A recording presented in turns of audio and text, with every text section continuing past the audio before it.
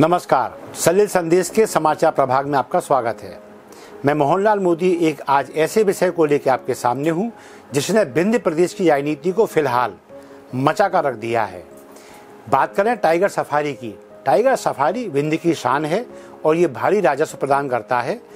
निसंदेह पर्यावरण में इसका अपना महत्व है और इसका अस्तित्व में बने रहना और अपने क्षेत्र में बने रहना हर व्यक्ति की चाह हो सकती है। फिलहाल कलेक्टर मैहर के एक लेटर को लेकर जो पत्र उन्होंने जारी किया है उसको लेकर यहाँ घमासान का माहौल है। दरअसल हुआ ये है कि कलेक्टर ने अपने पत्र के माध्यम से कुछ क्षेत्रों को, कुछ ग्राम पंचायतों को मैहर से हटाकर रीवा जिले में शामिल करने के संबंध में क्षेत्रीय लोगों से, जनप्रतिनिधियों से अभिमत मांगा है।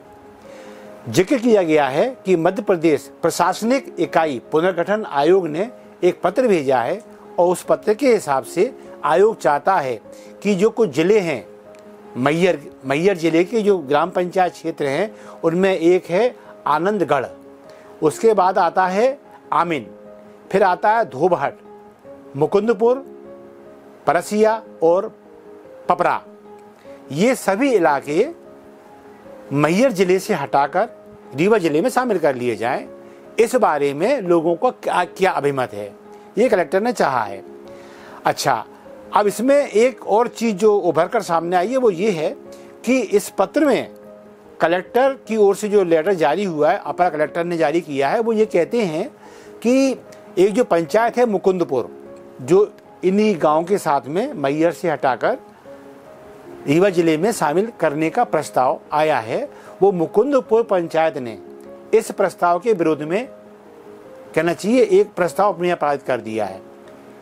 लुभाव ये कि ग्राम पंचायत मुकुंदपुर ये चाहती है कि हम मैहर में ही खुश हैं, हमें रीवा जिले में शामिल ना किया जाए। अब इसमें स्थिति ये है कि जो वहाँ का नागरिक है वो अपने हिसाब से गुणा भाग लगा रहा है कि हम रीवा जिले में जाएं या ना जाएं।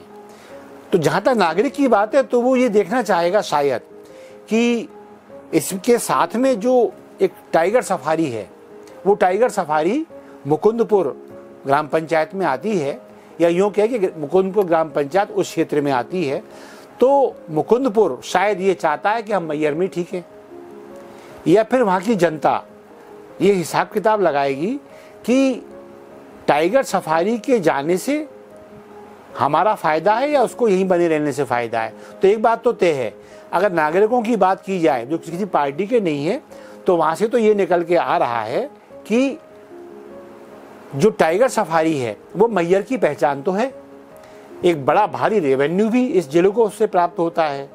तो ऐसे में यदि टाइगर सफारी रीवा में जाता है तो मैहर का बड़ा नुकसान है। अभी इसकी दो पहचान है, एक प्रथम जो है शारदा मैया का मंदिर है जो अंतर्राष्ट्रीय स्तर पर ख्याति प्राप्त है, और दूसरा टाइगर सफारी।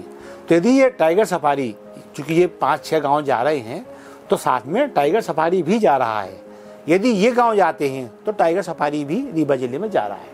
यदि ये जाता है तो एक भारी रेवेन्यू जो मिल रहा था, एक तो वो चला जाएगा मैहर से, और साथ में चला जाएगा टाइगर सफारी, यानी दूसरी क्रम की पहचान मैहर जिले की।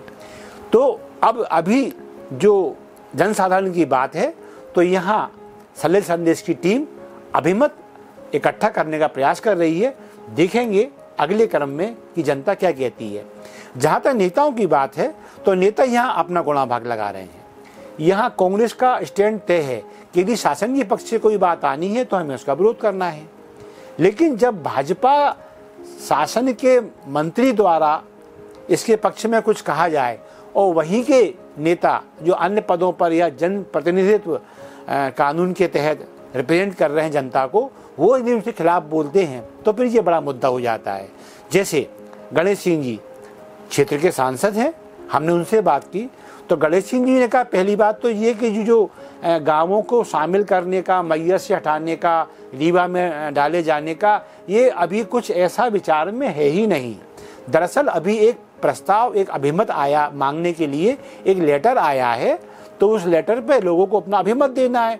और जहाँ तक एक सांसद होने के नाते मेरा अभिमत है, तो मैं वर्तमान परिस्थिति से संतुष्ट हूँ। मेरा अभिमत यही है कि जो 5-6 गांव जहाँ हैं वो वहीं ठीक हैं, उनको डिस्टर्ब नहीं किया जाना चाहिए। और किसी भी प्रकार का परिवर्तन जो अभिमत चाहा गया है वो परिवर्तन अपेक्षित भी नहीं है और मैं उसे निरर्थक प्रक्रिया मानता हूँ। तो कुल मिला के ये है कि इसमें राजनेताओं के अपने लाभ हैं। जैसा एक स्टैंड है भारतीय जनता पार्टी का कि अपने लोग, अपने विधायक, अपने सांसद, अपने नेता अपनी पार्टी की सरकार को ना घेरें, या कोई स्टैंड सरकार की ओर से आ गया है तो उसकी खिलाफत में कोई बयान जारी ना करें। तो ये भी चीज़ देखने में आ रही है कि कोई अगर खिलाफत करना भी चाह रहा है तो वो कर नहीं पा रहा। हाँ, बाकी इतना तय है कि जो कुछ भी इस परिवर्तन को लेकर या शिफ्टिंग को लेकर अफरा तफरी रीवा जिले में या मैहर जिले में मची है, उसको लेकर सलिल संदेश आपके सामने आता रहेगा। और हम आश्वस्त करते हैं हमारी हर प्रक्रिया जनहित में होगी और जनहित में शासन द्वारा उठाए गए कदम को हम तालबद्ध तरीके से आगे बढ़ाने का काम करेंगे।